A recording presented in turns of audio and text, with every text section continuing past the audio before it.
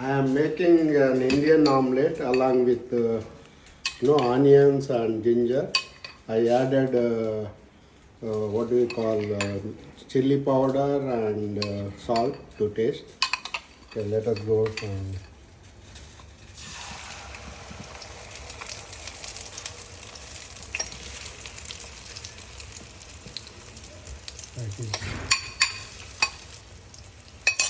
okay. We'll see after a few seconds. Okay.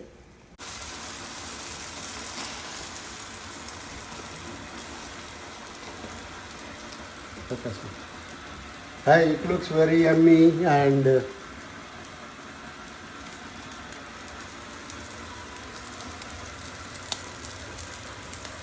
yeah. Hope you enjoy my Indian style omelette. Like, comment and subscribe. Like, comment and subscribe. This is from Sridhar Paidkondala from San Francisco.